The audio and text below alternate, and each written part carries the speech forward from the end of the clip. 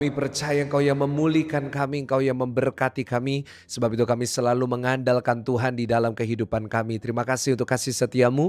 Terima kasih untuk berkat pertolonganmu yang selalu baru setiap hari. Kami percaya hari ini lewat kebenaran firman Tuhan kami semuanya pasti diberkati oleh Tuhan. Pakai hamba-Mu untuk menyampaikan isi hati-Mu bagi jemaat Tuhan. Biarlah lewat firman Tuhan hari ini kami mendapat sesuatu yang baru. Kami mendapat pelajaran yang mengubahkan kehidupan kami. Dalam nama Tuhan Yesus yang siap untuk bersama dengan saya mendengarkan firman Tuhan. Sama-sama dengan saya kita mau katakan amin, amin, amin, amin. Puji Tuhan Bapak Ibu Saudara, selamat pagi, shalom bagi Bapak Ibu yang sudah bergabung hari ini di ibadah doa pagi bersama dengan saya Pastor Michael Gunawan. Kalau tidak keberatan boleh bantu saya tulis di live chat, Tuhan Yesus dahsyat. Puji Tuhan Bapak Ibu Saudara. Saya bersuka cita sekali karena diberikan kesempatan kembali bisa melayani jemaat Tuhan yang diberkati. Saya percaya dimanapun saudara berada, jemaat GSJS, jemaat doa pagi. Dari kota manapun saudara berada pasti saudara orang-orang yang diberkati, orang-orang yang disertai Tuhan. Bahkan orang-orang yang melakukan perkara-perkara yang dahsyat dalam kehidupan saudara. Puji Tuhan Bapak Ibu Saudara. Senang sekali karena minggu depan kita sudah live doa pagi dari Israel. Ya, mohon doanya untuk perjalanan kita akan berangkat ke Israel di mana kita akan belajar bersama-sama dari kebenaran firman Tuhan. Nah, saudara, nanti saya juga akan menggunakan setiap waktu yang saya bisa untuk melayani Bapak Ibu Saudara semuanya, terutama juga untuk di airport dan lain-lainnya karena saya akan banyak waktu transit Bapak Ibu Saudara dan mungkin kita juga akan live di sana. Kita juga akan menyembah Tuhan di atas Gunung Sinai, tapi saya nggak tahu kalau bisa atau enggak ya. Kalau kita live dari atas Gunung Sinai, saya akan usahakan bisa, tetapi tidak jamin 100% Bapak Ibu Saudara karena ya itu merupakan satu gunung yang sangat tinggi sekali, jadi kita nggak bisa tahu signalnya bagaimana. Jadi nantikan mulai Senin depan nanti thumbnailnya juga beda karena kita spesial doa pagi dari Israel sepanjang 2 minggu Bapak Ibu Saudara, artinya ada 10 doa pagi dan 2 sela kita akan habiskan di Israel karena saya akan melayani Tuhan dengan rombongan di sana dan saya percaya jemaat yang mengikuti ziarah kita tahun ini akan diberkati dan saya nggak sabar untuk saudara tahun depan bisa ikut bersama dengan saya lagi karena tahun depan kita akan berangkat lagi dan saya percaya tahun depan makin banyak yang akan ikut karena mungkin kemarin banyak yang masih ragu karena Pak ini kira-kira udah damai atau belum dan kenyataannya udah damai Bapak Ibu Saudara ya. Jadi semuanya sudah aman dan saya bersyukur kepada Tuhan bahwa kita bisa berangkat dengan keadaan yang baik dan saya berdoa minggu depan kita semuanya diberkati oleh Tuhan. Mari bersama-sama kita mau baca dari Lukas 6. Hari ini kita lanjut di pasal berikutnya yaitu Lukas 6 ayat 1 sampai 5. Judul dari perikopnya adalah murid-murid memetik gandum pada hari Sabat. Kita baca dengan suara keras. 1, 2, 3. Pada suatu hari Sabat, ketika Yesus berjalan di ladang gandum, murid-muridnya memetik bulir gandum dan memakannya, sementara mereka menggisarnya dengan tangannya. Tetapi beberapa orang Farisi berkata, "Mengapa engkau berbuat sesuatu yang tidak diperbolehkan pada hari Sabat?" Lalu Yesus menjawab mereka, "Tidakkah kamu baca apa yang dilakukan oleh Daud ketika ia dan mereka yang mengikutinya lapar? Bagaimana ia masuk ke dalam rumah Allah dan mengambil roti sajian, lalu memakannya dan memberikannya kepada pengikut-pengikutnya. Padahal roti itu tidak boleh dimakan kecuali oleh imam-imam." Kata Yesus kepada mereka, "Anak manusia adalah Tuhan atas hari Sabat." Yang percaya sama-sama kita katakan, amin. Hari ini kita akan belajar bersama-sama dari memetik gandum pada hari Sabat. Sama-sama tulis di live chat judulnya yaitu memetik gandum pada hari Sabat. Saudara, kita di sini akan belajar bersama-sama bagaimana murid-murid ini mereka semuanya yang berjalan bersama dengan Yesus mungkin karena tidak sempat ada waktu untuk bisa makan, tidak sempat ada waktu untuk mereka bisa duduk diam dan mereka bisa makan di restoran seperti kita bisa, maka mereka waktu lihat gandum mereka karena terlalu lapar lalu mereka memakannya. Nah, saudara, di sini kita akan belajar bersama-sama dari peristiwa ini dan kenapa kita perlu mempelajari karena di dalam peristiwa ini kita akan belajar beberapa paradigma baru yang Tuhan berikan. Sama seperti yang saya sudah ajarkan kemarin bahwa Tuhan ingin kita punya pemahaman yang baru, Tuhan ingin kita punya cara paham yang baru. Seperti ya kain yang lama nggak bisa ditaruh di kain yang baru, begitu juga dengan tempat anggur yang baru tidak bisa diberikan dengan anggur yang lama ya, itu nggak cocok. Karena itu pemahaman kita, paradigma kita juga harus berbeda, harus diperbaharui oleh Tuhan Yesus. Sebab itu dilanjutkan pelajarannya melewati peristiwa memetik gandum ini. Dan saya percaya ini akan memberkati setiap saudara yang mendengarnya. Ayo kita baca sama-sama dengan suara yang keras dari Lukas pasal 6 ayat 1 yang merupakan poin yang pertama. Saudara, di sini dikatakan pada suatu hari Sabat ketika Yesus berjalan di ladang gandum, murid-muridnya memetik bulir gandum dan memakannya, sementara mereka menggisarnya dengan tangannya. Tetapi beberapa orang Farisi berkata, "Mengapa kamu berbuat sesuatu yang tidak diperbolehkan pada hari Sabat?" Lalu Yesus menjawab mereka, "Tidakkah kamu baca apa yang dilakukan oleh Daud ketika ia dan mereka yang mengikutinya lapar?" Saudara, dari sini kita mendapat pelajaran yang pertama. Hari ini ada 3 pelajaran dari peristiwa memetik gandum ini. Yang pertama adalah yaitu Yesus itu lebih daripada Daud. Sama-sama tulis di live chat. Tuhan Yesus itu di atasnya Daud. Ya, saya perlu mengingatkan saudara bahwa Raja Daud merupakan seorang raja yang dihormati. Bahkan sampai hari ini Raja Daud sangat-sangat dihormati. Bahkan saya sendiri Bapak Ibu Saudara sangat mengagumi Daud. Saya banyak khotbah tentang Daud. Bahkan di Israel sampai dengan hari ini. Ya, seperti yang minggu depan kita akan belajar. Saya mungkin gak bisa video dari dalam. Tetapi kita akan datang ke makamnya Daud. Jadi saudara, sangat keren sekali kita ke Holy Land itu. Karena ya yang kita udah baca selama ini, kita tuh benar-benar bisa lihat bahwa itu nyata loh Bapak Ibu ya. Sama seperti ketika pertama kali saya masuk ke dalam makamnya Raja Daud. Waduh, itu rasanya merinding banget Bapak Ibu. Kenapa? Karena itu adalah manusia, itu adalah orang tokoh yang sering saya bahas. Bahkan hampir setiap khotbah saya selalu itu membahas tentang Daud itu Bapak Ibu Saudara. Nah, dan kita bisa lihat secara nyata. Dan saya nggak tahu dengan saudara, tetapi saya berharap ya saudara jemaat GSCS ini bisa sekali minimal dalam hidup berangkat ke Holy Land. Ya, kita nabung, ya kita berusaha gimana caranya, bahkan nanti kita buat program cicil Bapak Ibu Saudara 1 tahun sebelumnya. Supaya saudara dan saya ini bisa mengikuti dan bisa melihat secara nyata. Nah, saudara, sampai hari ini banyak orang setiap tahun itu akan datang ke makamnya Daud dan mereka itu semuanya akan datang untuk memperingati apa yang dia lakukan. Kenapa? Dia seorang raja yang sangat-sangat dihormati dan dia membuat kerajaan Israel itu bisa sangat-sangat megah, sangat-sangat kuat dan dikenal oleh banyak orang. Tetapi Bapak Ibu Saudara, sehebat-hebatnya Daud, seluar biasanya Daud, sedihormatinya Daud, kita harus ingat bahwa Tuhan Yesus posisinya di atasnya dia. Ya, Yesus lebih daripada Daud. Saudara, di sini kita belajar bahwa Tuhan Yesus berkata bahwa Daud saja seorang raja di atas segala raja. Ketika dia sedang kelaparan, dia dan pengikutnya sedang kelaparan, ketika dia melarikan diri, dia pun boleh memakan roti yang berada di bait Allah. Nah, dan saudara, di sini kita melihat bahwa Yesus posisinya di sini, dia adalah raja di atas segala raja, dia adalah Mesias, dia adalah Tuhan itu sendiri. Nah, di sini dia ingin menunjukkan otoritasnya, dia ingin menunjukkan kuasanya, bahwa dia sebagai anak manusia, dia sebagai Tuhan, dia sebagai Mesias, dia memiliki otoritas yang lebih tinggi daripada Daud. Kalau Daud bisa melanggar itu, kalau Daud bisa menjadi perkecualian untuk itu, apalagi Tuhan Yesus sebagai Tuhan yang kita sembah. Di sini kita bisa ditunjukkan oleh firman Tuhan bahwa ada sebuah otoritas ilahi yang dimiliki oleh Yesus. Bapak Ibu Saudara, sebab itu sehebat-hebatnya kita mengagumi manusia. Sehebat-hebatnya kita mengagumi hamba Tuhan bahkan. Sehebat-hebatnya kita mengagumi tokoh-tokoh di dalam Alkitab. Yesus harus jadi yang terutama. Tulis di live chat, Yesus yang terutama. Posisi Tuhan Yesus, posisi juru selamat kita harus berada di posisi yang paling tinggi. Posisi Tuhan Yesus harus di tempat di atas yang lain. Kalau tidak Bapak Ibu Saudara, maka apa bedanya kita dengan agama yang lain?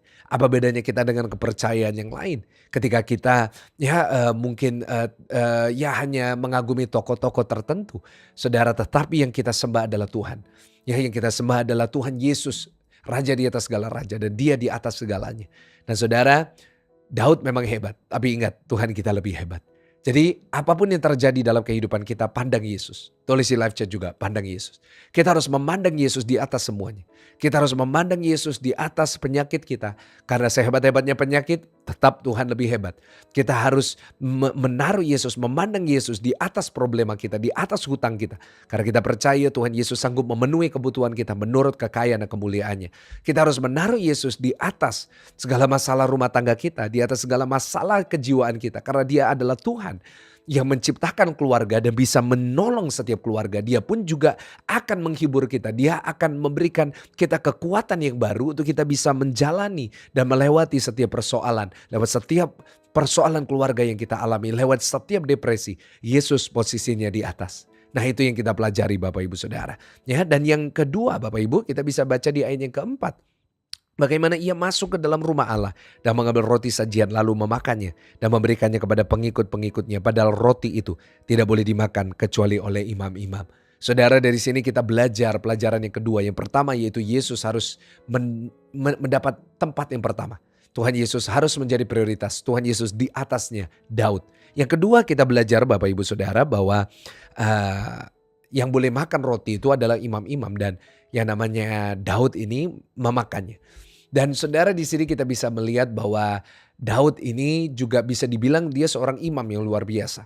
Kenapa? Karena dia seorang penyembah yang luar biasa, bahkan banyak hal yang dia lakukan, bahkan disebut juga dia adalah seorang nabi karena dia punya karunia itu. Tetapi yang pasti adalah Tuhan Yesus, dia adalah imam besar kita. Sama-sama tulis di live chat, Tuhan Yesus imam besar kita. Yang kita pelajari yang pertama, sekali lagi saya ulangi, yaitu Tuhan Yesus itu di atasnya Raja Daud. Tuhan Yesus itu di atas segalanya. Kita harus pandang Tuhan di dalam setiap hal yang kita lakukan. Yang kedua adalah kita belajar bahwa Tuhan Yesus adalah imam besar kita. Sebab itu kenapa dia dan pengikut-pengikutnya boleh makan gandum itu. Kenapa dia boleh melakukan memetik gandum pada hari Sabat. Kenapa? Karena dia imam. Karena dia imam besar. Dialah yang menciptakan semua peraturan, bahkan sebelum semua hukum atau sebelum semua yang namanya peraturan di dalam Taurat itu ada, Tuhan Yesus sudah ada. Kenapa? Karena dia imam besar. Bapak Ibu Saudara, dari sini kita bisa melihat bahwa Tuhan Yesus adalah imam besar kita. Dan saudara, pada zaman dulu imam besar itu memiliki otoritas untuk melakukan begitu banyak hal. Dan saudara, saya mau kasih tahu Tuhan Yesus apalagi harus punya otoritas yang lebih daripada semua yang lain. Bapak Ibu yang saya kasih di dalam Tuhan, jemaat GSJS, jemaat doa pagi. Kita harus percaya bahwa Yesus adalah imam besar kita. Dan firman Tuhan berkata dalam Ibrani bahwa imam besar yang kita miliki ini, dia turut merasakan setiap kelemahan kita. Jadi dia imam besar yang mau turun. Dia imam besar yang mau turut merasakan penderitaan dan masalah persoalan kita. Sebab itu dia tahu apa yang kita alami. Dan dia juga sebagai imam yang menyediakan semua yang kita butuhkan.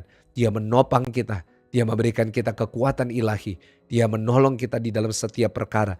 Bahkan kalau kita sakit, dia pernah merasakan sakitnya. Kalau kita mengalami depresi, dia pun juga pernah mengalami kesedihan yang sangat luar biasa. Saudara, kita membaca di dalam Taman Getsemani, dia berkata bahwa jiwaku sangat sedih seperti mau mati rasanya. Bapak Ibu Saudara, di sini kita lihat bahwa begitu banyak yang Tuhan Yesus alami. Dan dia alami itu supaya dia bisa menolong kita. Dia bisa memberikan kita yang kita butuhkan ketika kita menghadapinya. Bapak Ibu Saudara, kalau di sini kita membaca bahwa Daud ini bisa memakan roti dari para imam. Di sini kita lihat bahwa Tuhan Yesus tentunya memiliki otoritas lebih daripada itu. Artinya apa? Artinya Tuhan Yesuslah yang mempunyai otoritas di atas segalanya. Sebab itu Bapak Ibu Saudara, sebagai imam besar kita, dia pun juga bisa mengampuni kita. Dia pun juga bisa berkata dosamu sudah diampuni. Dan kita bersyukur hari ini kita punya imam besar yang sungguh luar biasa. Kalau saya Bapak Ibu Saudara, saya terbatas. Saya seorang imam, saya seorang pendeta, tetapi saya terbatas. Saya gak bisa di semua tempat di waktu yang sama. Saya mungkin gak bisa melayani saudara satu persatu. Saya gak bisa konselingin saudara satu persatu karena mungkin keterbatasan saya. Tetapi ingat Tuhan yang kita sembah, dia selalu tersedia buat kita. Dia imam besar yang selalu hadir buat kita. Saat kita berdoa, dia mendengarnya. Saat kita meminta, dia akan memberikannya. Di saat kita membutuhkan, maka dia akan selalu ada. Saudara, Tuhan kita itu seperti hotline yang ada di 24/7, 24 jam 7 hari seminggu. Di mana dia selalu akan siap kapanpun, dimanapun, bagaimanapun untuk menolong saudara, untuk memberkati saudara, untuk memberikan mujizat bagi setiap saudara. Kenapa? Karena dia imam besar kita. Wow, luar biasa. Dan yang ketiga, Bapak Ibu Saudara, di sini kita baca di ayat yang kelima, pelajaran yang saya dapatkan. Dikatakan kata Yesus lagi kepada mereka, anak manusia adalah Tuhan atas hari Sabat. Sama-sama tulis di live chat, Tuhan di atas hari Sabat. Wow. Saudara, hari ini kita belajar yang ketiga bahwa Yesus adalah Tuhan. Yang pertama, Yesus lebih besar daripada Daud.